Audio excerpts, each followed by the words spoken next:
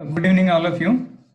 Yeah, good afternoon, Murugaraj. Good evening, Atindra. So, may I request you to start with your questions and possibly go ahead explaining them. I understand that you want to explain these questions. The questions, in fact, are simple and straightforward. So I've posed 3 questions, and it's something that I've been trying to find out the answers to.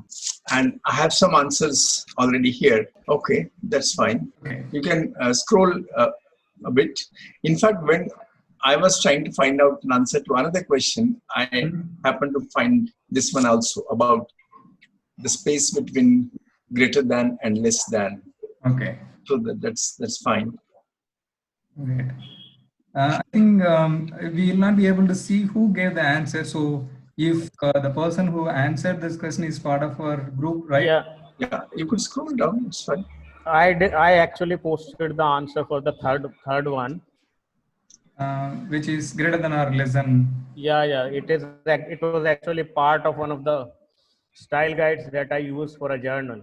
Okay. So it was easier for me to find out because I have been using this. Okay. Okay, great. So, do you want to explain? Yeah, I got that. And what about C then? Okay. Okay, C. And we haven't got any answers. Yeah, there is no okay. C. No, I think it is auto bulleting. Okay. On A and B. So the first question is punctuating the sentence. And I think the question. So this number 2, does anyone have an answer? Yatin, I think like I have seen p-values go in small also. I think it's basically a style issue. Like there is no, maybe I don't know what's the logic, but I have seen it go lowercase also, but not in Roman. Like most maximum. That's one. Maximum times I've seen it in italic only, even though it might be in lowercase. So if anyone has a different answer, they can share. Yeah, I think I agree with you, Vivek. I work with some of the publishers like Elsevier, Springer, and Wiley. So all of them have most of the times the choice is a lowercase p, but it is not always. So the cap or lowercase of p depends on the publisher you work with. And I would request if somebody has any opinion based on the style manuals like CMS or AMA. Otherwise, if there is a style sheet for your particular journal, then certainly that would contain, because this is part of some of the basic styles expected for scientific journals. So I'm sure this is captured there. Other than that, if there are any preferences based on style manuals, I would request to share that.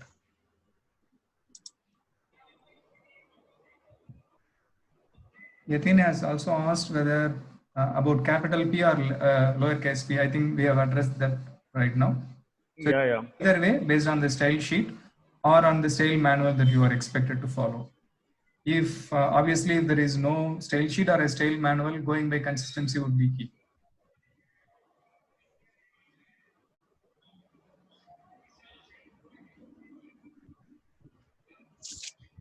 Shall we move on to the next one? Yes.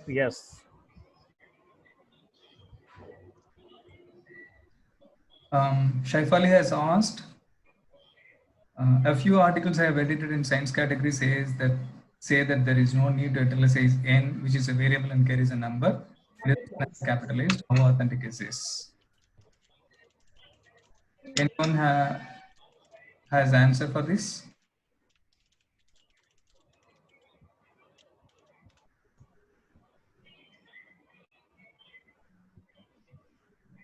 Well, I can answer part of the question she's saying about n being capitalized or not. I would say like when you are talking about the main total sample, then Yes. we use a capital N. If Yes. when we are using a sub sample, then we use a small n. But the part about Roman, I think maybe Yatin or someone else can please explain that. And being set in Roman or italic, even though like it's it has a value, it's still set in Roman. Part again, I can see maybe the part of the reason can be because it has a value, but it is fixed. It's not changing. So maybe that's why it's treated as a different kind of variable.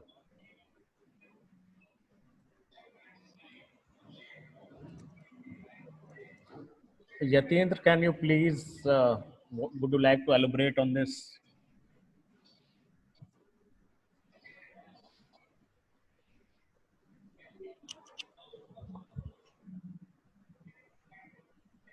Yatinji?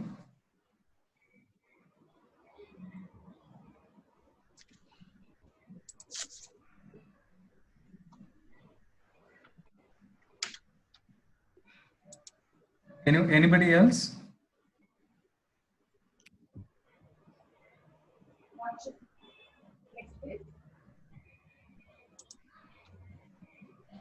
Murugraj, what is your view about this italic Roman thing? Yeah, the first part is I agree with you. When capital N is about the size of the total population and lowercase n refers to the sample size. And I am afraid that this could be an expectation from any of the e-publishing companies we work with.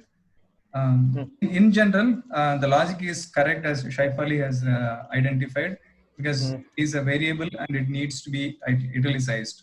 Okay. If we work for some of the publishing e-publishing companies like TechSet or Aptara, SPI, SPS, they have in-house tools that will capture these symbols and then automatically italicize them at the end. So it's a lot of in-house tools have been developed by these companies, and probably that's a requirement based on those in-house tools. But if it is not for any of these companies and there is no tool requirement, it is best to italicize always. Okay.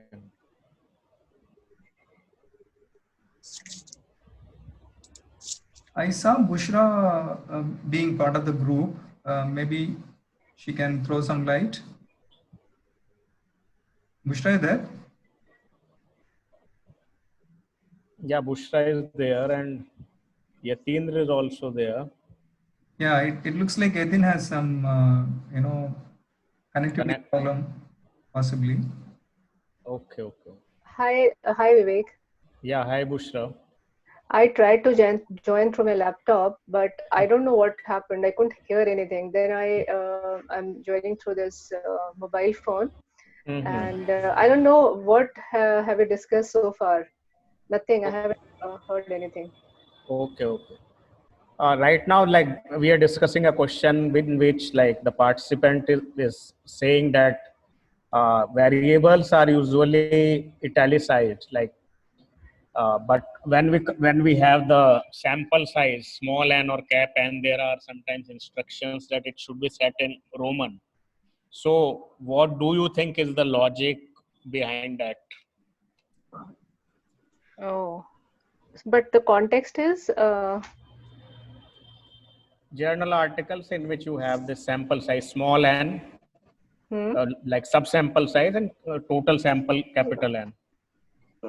So I think if suppose it is distinguished with the lowercase and uppercase, then italicization, I'll follow the italicization with the capital N and this capital N for the total sample size, and maybe the subsample in italic lowercase italic N. Okay, so it's a matter of how one article clearly depicts everything. So it's basically a style issue. Yes, I think so. Okay, so as we move on to the next question. Few journals say to have variable and number closed up. For example, H is equal to 46, and not to italicize the variables, be it any. This is not followed across all side journal. Isn't it difficult to? The question again is not clear. Yes. There's Isn't it difficult to become familiar with such differences across journals and books? How can one become handy with editing skills? Any answers? I couldn't get the question properly. Bushra? I Yeah, couldn't get the question properly. It is the sound is. Yeah, the question is that suppose you have h equal to 46. So there are instructions that the equal to sign should be closed up. There should be no space on either side of equal to. And this style issue is not followed across all science journals. Yes. So how will the copy editor remember this? He's just sharing the screen. Nothing can be seen. I don't know why he's doing. This stylistic again. If suppose a journalist copy editor doesn't need to remember everything. If suppose there is no instruction, so the copy editor can create a rule, can create a specification, say that okay, fine, I am keeping the operators spaced off. And the copy editor should follow this consistently. Like see, the AMA manual, in AMA manual you'll see that probability, it is closed up with a number, and it doesn't take a zero, leading zero. So, and in another journals I've seen that it is spaced off, like greater than and the lesser than symbol. Even this equal to symbol is spaced off with the probability, with the leading zero. So this is all stylistic. One has to be consistent, what I think. Okay, I think I'll take a minute or two to talk about my perspectives on question number 5. To have variable and numbers closed up, not italicized, whether it is variable or not, and it is difficult to remember or become familiar with such differences. So I think that's an interesting point, because we have so many manuals, right? You know, CMS is there, AMA, APA, MLA, and AP, and a lot of style manuals are there at a larger level, very large level. And for each of the journals, most of these publishers have their own style guide and style sheets for particular journals. For example, quoting Elsevier again, has probably thousands of journals published by Elsevier. And many of these clusters of Elsevier journals will have style sheets for them. Okay, maybe 4 or 5 journals of similar nature could share a style sheet. All right. So how it is possible for an editor to switch between these different journals and still be able to maintain consistency with respect to the style sheet? That's an interesting point, because I try to understand this from a different perspective. Let's take this example of having a variable equated to some value, actual value. So what are the different possibilities? One possibility is to have the variable italicized, which is the most common style requirement. I can't immediately think of anybody who would want to go other way. So a variable being italicized. And then there is a mathematical operator. It could be an equal to symbol, less than, greater than, any other thing. And the second possibility is to have spaces before and after the operator. It could be a thin space or a word space. And many of us know that a thin space is given so that at the end of a line, the variable, the operator, and the actual value, in this case h equal to 46, all the 3 components are held together even if it goes towards the end of the line. You might also remember that the shortcut key for a thin space is control spacebar, correct? Yes. So when you use a control spacebar after h and after the equal to symbol, the 3 components h, equal to, and 46 are held together. And some of the publishers or some of the style sheets require you to use a word space and use a pagination engine to take care of these combinations, a space called non-breaking space, NBSP. Okay. So what are the possibilities here? I have a variable that can be italicized. I have an operator with a variable and a value, which means there can be a thin space or a word space. So these are the 3 possibilities, and there can be any combinations of these. So instead of trying to remember, unless I am working for a particular journal over a long period of time, so over the period of time, I would have memorized most of these style points. Okay, but if I am switching between different journals, it may not be easy, or it may be very difficult to remember the styles for each of these. So at this point of time, what I should remember is that there can be a possibility for a different style with respect to this situation. When I come across a variable, an operator, and a value, there are different possibilities. At least 3 possibilities I can immediately think of. So it is time for me to check against the style sheet if there is any relevant style point here. If there are no style points, I'll apply the general style, which is variable to be italicized and an operator to take a thin space on both the sides, which is a common sense style rather than a common style, because variable being italicized and the operator in keeping the other 2 elements intact. Okay, that would be my next choice. Over the past few months, or maybe a year and a half, I've been working for 4 different journals in very different fields, and they treat certain elements in very idiosyncratic ways. Okay, so to give you an idea, there's a journal that it uses the expression et al, et ali, among others, without a period, a full stop at the end of al, and it does not italicize et al. Okay. There's yet another journal which in page ranges and not in page ranges, in number ranges in the text, uses a character space on both sides of the n dash. So it's 40 space n dash space 41.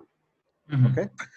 Now these are so weird, at least to me, that I can't forget. But what I have found useful is that for every such element, such as for character spaces, I don't work for a single journal that uses a thin space or a non-breaking space. But for page ranges, for full stops at the end of abbreviations and so on, you have a spreadsheet for pretty much every element you can think of. For instance, you were talking about variables, okay? So for you, I understand it's very difficult. You work for possibly 145 journals. But let's say for an individual who works for 2 journals or 4 journals or even 6 journals, it's possible to create a spreadsheet where you have on the left column the elements that you need to treat differently for each journal, and on the rows you have the corresponding treatment written down, and you print it out and you tack it to your wall so that you have to just look up and see what you're looking for. Okay, this is a technique that I have been using because I got tired of looking up style sheets and so on. And even if you have paper, or even if you have the style sheets on your phone, it takes many seconds, if not minutes, to figure out where the information is located. So fundamentally, the point is create a spreadsheet for differences in managing particular elements across journals. Did I explain that in a way that everybody can understand? That's really the best way, I think. Yeah, because thinking about things when you're editing is really, I find it very difficult. And another problem that I run into is about hyphenating words. So I work for, like I said, 4 journals, and hyphenating words is a really irritating problem. Everybody says that there's no hyphenation strategy, so to speak. They don't even talk about a particular dictionary. Now, the Chicago refers to the Merriam-Webster, not the unabridged, the 11th collegiate, which uses a very different hyphenation style than the unabridged. And for spellings, we're supposed to look up the Oxford Dictionary because that is the British English Dictionary. Now, they have a very different system of hyphenation. So what do you do? What I have done is create a separate dictionary in Word for every client, and I keep adding the correct hyphenation to that also to perfect it so that I don't have to think. So for instance, I'm right now looking at non-volatile prices, and I have a hyphen here and I have checked it and I have added it to the dictionary so that the next time I come across non-volatile, if it is 2 words, it will automatically be flagged. So fundamentally, the point is rely on your memory less, set up systems and processes. Excellent. Excellent. So I think the nutshell that you said, rely on your memory less and rely more on the systems is a fantastic message. On a related note, I also remember, from our earlier conversations that you use perfect it probably extensively. I think many of these points can be included to perfect it, customized style sheets for different publishers or journals, and we can use them for consistency check at the end. Is that right? Yes, yes. I have been using Perfected since 2000, I don't know when, 9 or 10 or 11, something like that.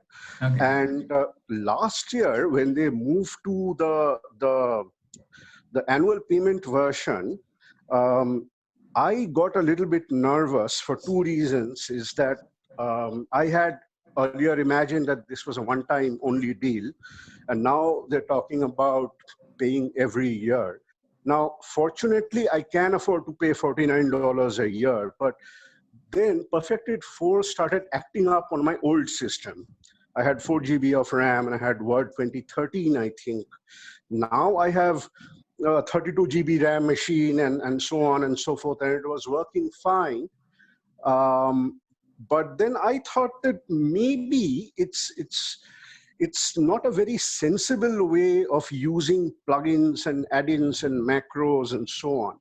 Why not use the inherent capabilities, Word's inherent capabilities, and figure out a way of doing things without these crutches? The other concern with Perfected is that every time in a conversation like this, where other people are listening in and not all of them use Perfected or need to use Perfected, it's I think that we need to be talking about tools that are free and open source and part of Word. I mean, this is a very new development in my life. I have been thinking about free and open source and easily accessible inherent built-in tools for the past year only. Until then, I used to swear by Perfected. I still use Perfected twice, before and after I run a document, but that's a separate issue. The point is that we really need to be talking about free and open source tools and inherent capabilities. I have been trying over the past year to understand how Word operates. It's funny that it took me so long to focus on that. And it does really offer many, many ways of doing things. I really think we should focus on that. But to answer your question, yes, it is very much possible to customize Perfected to run all these tests in whatever sequence you like. Add in wildcard searches in the fine-tuning or the wildcards section and run these tests, and I do it. I rely on it terribly, and so much that I have been wondering about the wisdom of relying on Perfected so much. So there you have it. Yep. Wonderful. Thank you very much, Surit. If there are no further questions on that, we can move on to the next one. There are 2 questions on MS Word addressed to you, so maybe you can take them up. I think we still have time. We can move to that. So I think there's one more question by Shaifali about, again, styles. Okay. She said, I have done freelancing projects for AMA and APA styles and was told to remove then in parallelism with if in a sentence. So in questions like if then, remove then is a instruction. But if you do not, but we do not follow it as a rule, though I was told that it is a rule for scientific journals. On the contrary, if you introduce such changes in any other editing projects we are working on, we are told that it is an unnecessary change. Kindly revert.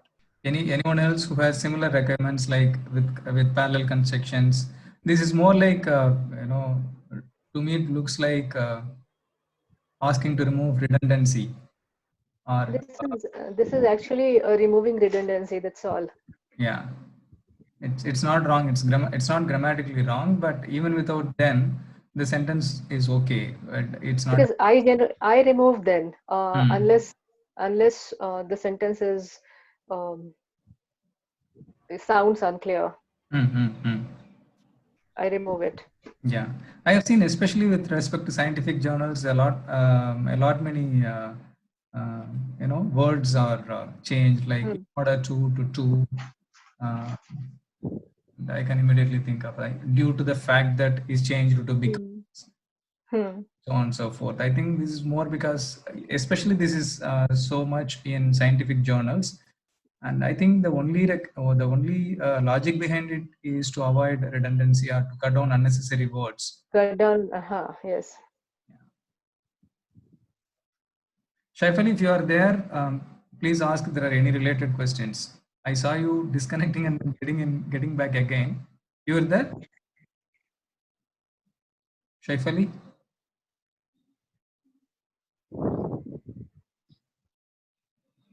I can see that she is there. Am I audible? Yes, please. Hi, sir. Thank you for answering. Actually, I was not able to hear earlier. I tried disconnecting and reconnecting, but I'm able to hear. You were able to follow? Now the screen is visible to me. The voice is not clear. It's disturbing, but I can see the screen. I can hear a little bit of the conversation. Okay. So probably we will add our answers after the session is over, and then make this document available to everybody. Yes, I think we all need to review this recorded session to understand the answers to all the questions that are going to, be answered, so that we can actually understand. Yeah, sure. So the next question is, I need to know which version of MS Word should be used while editing. I face issues with 2010. Again, Nivedita, are you here? So probably you can share what is the issue that you are facing. I think we have moved away from 2010 sometime back, 2013 and then to 2016. Currently, 2019 is also available, but I understand that 2013 and 2016 are popular versions right now. 2010 seems to be more of an intermediate version between 2007 and 2013. Especially, we find a lot of difficulties in terms of compatibility between 2007 and 2010 or beyond. Okay. If we work with publishers, e-publishing companies that has in-house tools, if 2007 version does not have an SP3, Service Pack 3, if it is not installed, then there is a huge risk of spaces between words getting lost. I have seen instances of at least 2 instances where the entire document lost the word space. So there is only one single big word for 15 pages. Okay. So we realized after a lot of diagnostics between the freelancer. I was then full-time. I mean, I was working full-time as a manager. So we had a lot of discussions with the freelancer, and finally we were able to zero in on that the issue was because the freelancer used a 2007 version, yes, SP2 without an SP3, but then the companies have moved to 2010 or beyond. So that incompatibility created this issue. So if you have a 2007 with a Service Pack 3 installed, most of the times you wouldn't have a problem. But it is better to move on to at least 2016 because there has been a lot of advantages in 2016 and 2019 over the earlier versions. I think one of the later questions by Michelle is also about which version to use.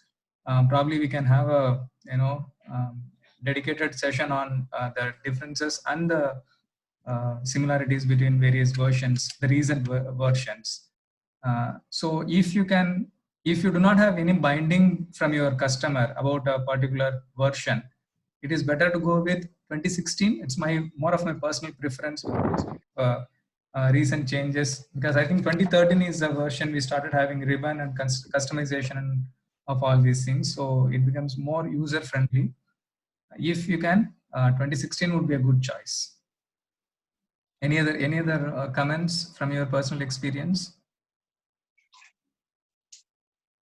Okay, Murugaraj, I have a question for anybody who can answer it. So I have been using 2019 for a while now, and I have noticed that when I copy and paste a word, what happens is that the character space that used to be copied and pasted earlier is not copied or pasted. So for instance, I copy a word, let's say theory, from one sentence and I want to paste it somewhere else. It's pasted all right, but the corresponding character space that used to be copied earlier is not copied or pasted now. Has anybody noticed this? Does anybody have anything to say how to say on this or how to fix this problem? This can be an issue with any version, Surit. One way to fix this is go to the options and then under general, you will have options about copy paste, cut, copy and paste. If you can just, I'm having 2016 version, but I'm sure that it is fairly similar to 2019. I can share the, give me a moment. Okay, so you can go to the options page. There is a file at the beginning of the ribbon, file, and then options, and then you will have under advanced options. Use smart cut and paste. Under cut, copy and paste. Yeah, use smart cut and paste. There's a settings there. There is a settings, yeah. Yeah. Okay. Thank you very much. Thank you very much. So to give an answer to Nivedita Sheel, one word, a later version would always be welcome because you will have more features. And the more older it is, more riskier because the compatibility issues and service pack, I mean, it is no longer maintained by Microsoft. So you will not have any support over a period of, after a period of time. So 2016 is a choice that you can rely on. 2019 is available. I haven't worked with 2019 yet, but Surit here is already working on it. So 2016 or 19 could be a good choice for anybody, irrespective of whether they're working directly with authors. There are a couple of questions by Mr. Ravi Chetri. I work for an edtech company, but they are yet to adopt a uniform formatting style for their content. We work across diverse domains. Which formatting style should I suggest to my employer? MLA, APA, AMA, or CMS? I think a lot will depend on the field, the kind of content that is being edited. Suppose it's like chemistry content, you have a different manual like American Chemical Society. If something related to psychology and other things, then you have the American Psychological Association, APA manual. For medical content, you have American Medical Association manual. Again, something related to life sciences, we have the CBE manual. So it depends on the field or the content. So I think he has to be specific about what kind of content his company is editing. Yeah. And I think he mentioned ed tech. So if it's something related to technology, then a style manual that deals with that particular domain. Okay, my understanding was that the edtech company was something that is involved in, or is something that is involved in creating online content for the K-12 education or higher education requirements. Okay. So you rightly said, based on the discipline, or at least a majority of the work carried out by them, should decide one. CMS is, somebody has replied that Chicago Manual of Style is used by most publishing firms since it has generic rules as per my understanding. I think I agree with this also because Chicago is more generic in nature and can be adapted to any publisher. On the other hand, were listed above and attested to by Vivek are specific to their subject matter.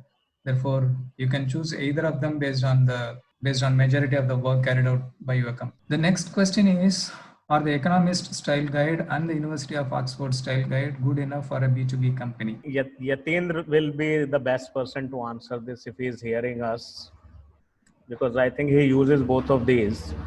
Oh, great. Is the Economist more for the Indian newspaper industry? Is my understanding correct? Maybe Surit can answer that. Well, I frankly don't know anybody who uses the Economist or the Oxford Style Guide. As a matter of fact, I spent a brief amount of time at OUP about 15 years back, and they weren't using the OUP strictly, the Oxford Style Guide very strictly. And I don't know how many people use The Economist in this country. But I can tell you this, whenever you're thinking about a style guide or applying a style, it's good to think of two things. One is, what is the pre-existing style? That is to say, if the business has been in existence for a while, what is the style that they have followed, however unwittingly, over the past year or two? Look at that, draw it up according to the usual style elements, and have it okayed by a client. There will be individual preferences. And then look at which style guide is closest to that. So use that style guide and note the differences as and when you need to use them. There are a couple of comments related to this. Swati mentioned that it was more like a word preference by certain journals. So, and journalists use Economist Style Guide. So I think magazines, irrespective of whether it is B2B or B2C, both B2B and B2C can use the Economist. Yatin asked what type of business it is. So I think his question was more like what business rather than what is B2B. And Suchitra added that most of the reputed media houses in India have their own style sheets. B2B or any other firm uses a language that the target readers audience understand. Okay. Again, there's no one clear answer, or there is no skewing toward any particular answer, but these are the thoughts shared by people, which will collate for the entire team. You know, I'll make one brief point and then shut up. I was looking at the questions on the Google Sheet, and I was noticing a certain tendency here, or rather a fundamental assumption. The assumption is that there are norms and practices followed universally across firms or segments within industries or even in industries. What I have realized is that the reality is the exact opposite of that.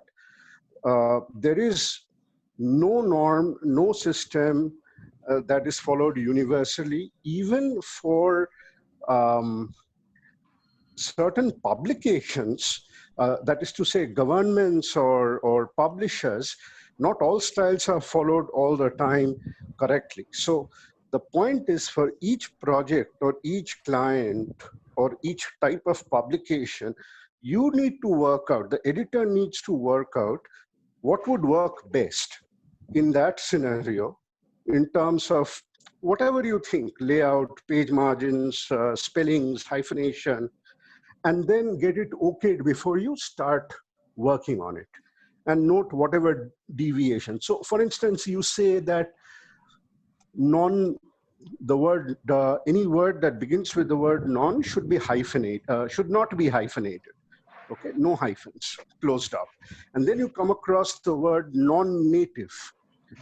And then, you know, it's a little hard to read. So you think you stick in a hyphen there because it's easier for the reader. So you note that down. You know, if you use this and if you accept that it's a little hard to have systems, you know, my cousin used to work in insurance, and he used to say that the first thing when you do, if you buy insurance, is read the exclusions. what doesn't apply, what you're not getting for your money. So for every rule, or so to speak, for every guideline, I mean, there are hundreds or at least a few exclusions, things that do not apply. So it has to, you have to look at it holistically. You have to look at what the purpose is and why you're doing what you're doing and adapt accordingly. So that wasn't brief, but I'll shut up now. But that's a wonderful insight that I share with. I mean, I completely agree with Surit, because there are a lot of rules that we have come across and equal number of exceptions for those rules. When you say rule, they are not simply rules. They come with a lot of exceptions and where something can go wrong. Get this your answer earlier observation that you have to understand a particular rule from a holistic perspective. What are the various possibilities and why these possibilities? I think I strongly believe that most all of these style manuals, each of these style manuals, devised these so-called rules with some concept behind it. So if you try to understand the logic behind each of these rules, I'm sure 90 to 95% of these rules will fall under some logic. So when the logic is understood, it is very easy for us to remember the exceptions, or it is very easy for us to think of a situation where you have to break a particular rule and then use something completely against.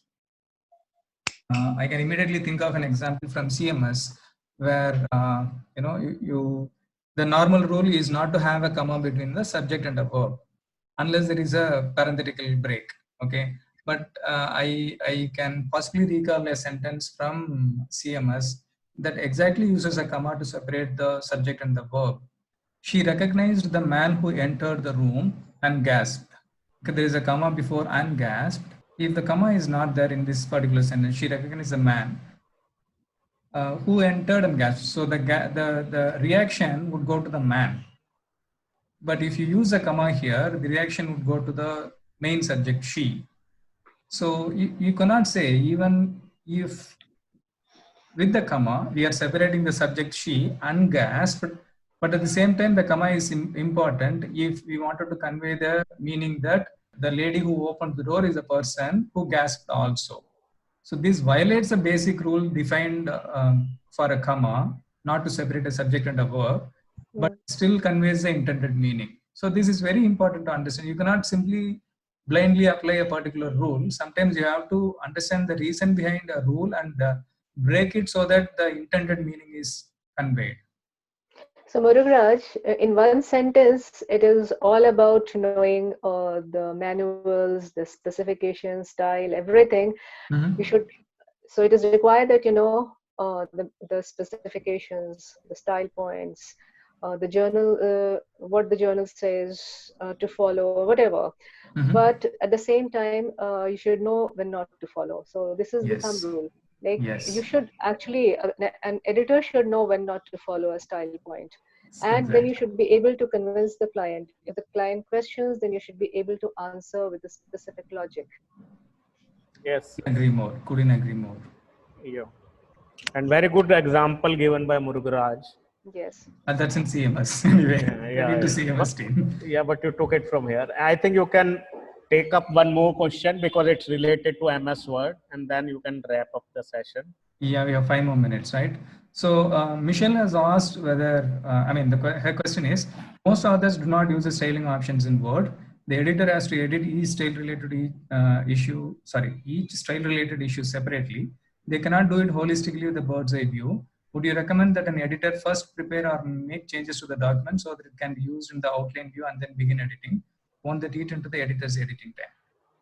Okay, so there are 2 things that are involved in editing. One is setting up something, setting up the document for editing. The other one is actual editing. So many a times it's more like a personal preference.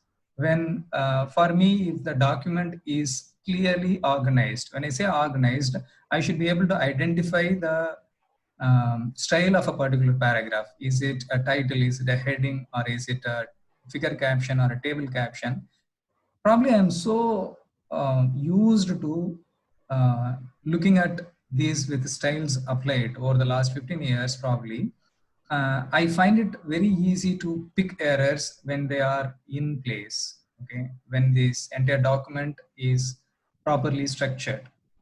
The question of whether we should spend time on that, because every minute is precious for an editor, but in my experience, the time that an editor spends in styling a document is certainly not comparable to the kind of benefits that we would accrue from such styling. Okay, so the more clear your workspace is, the more productive you are.